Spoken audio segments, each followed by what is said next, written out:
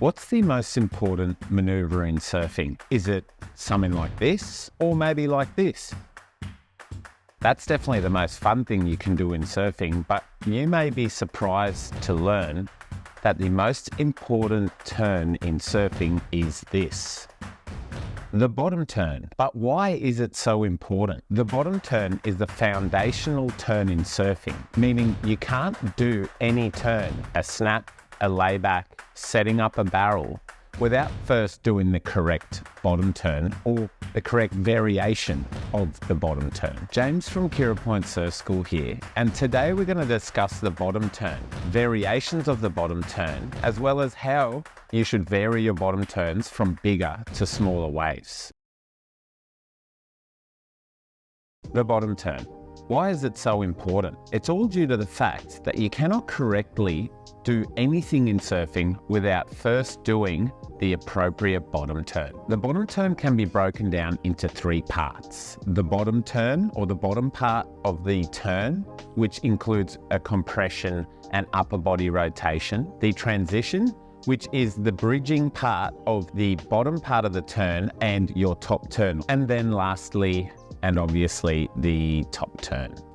When you are compressing at the bottom of the wave, it is super important to look up at the lip, anticipating what the wave is going to be doing so you can start your transitions and top turns at the right time. Your head or your eyes should be one step ahead of what you will be doing on the wave. The compression or bottom part of the bottom turn is the most important part of the turn to get correct. It's really important to note that when you bottom turn and compress, you will have your board pushing back up into your feet, which will allow you to apply pressure on your toes, as well as drag your right arm in the water to pivot and allow you to shoot up into the lip. On smaller waves, you have to take your right arm and twist, or your back arm closest to the white water, and twist and pull it behind your back to create some leverage without compressing as much, to ensure that you don't bog on your bottom turn or catch a rail. If you push too hard on a small wave, you'll know that you'll either turn too sharp and off the back of the wave, or just catch a rail and not be able to tap into that tempo and momentum of the wave. Similarly, on your backhand, bigger waves require a deeper compression. Your upper body needs to rotate with the left arm almost dipping into the water, watching where you're going, while your right arm rotates around with your upper body, transition into the snap. Now let's discuss the transition part of the bottom turn. The transition is probably the hardest part of the bottom turn to get right, because it all has to do with timing. If you start transitioning up and then turning down too late, you will go off the back of the wave. If you start turning down too early, you'll end up turning underneath the lip and not quite riding out of the maneuver, or at least making it quite difficult for yourself to ride out of the maneuver. The transition part of the bottom turn comes from extending out of that compression to get some leverage to shoot you up into the lip. It's really important that in this stage, you have a good amount of speed and you are pointing your arms in the direction to where you want to be going. And you have to remember, for your top turns, your momentum will carry you for a little bit longer than you expect. So you actually have to start the transition and the top turn before you get to the top part of the wave, so that by the time you reach that top point of the wave, your momentum's already starting to come down, and that's where you get those big radical turns off the top where you get the tail release, because what's happening is you're pivoting, or your speed is changing direction right at the top part of the wave. And similar principle on your backhand, you have to transition and open up, and as you're getting towards the top of the lip, I usually say to my students, at about 2/3 of the way up of the wave is when you start pivoting your head and looking towards the beach.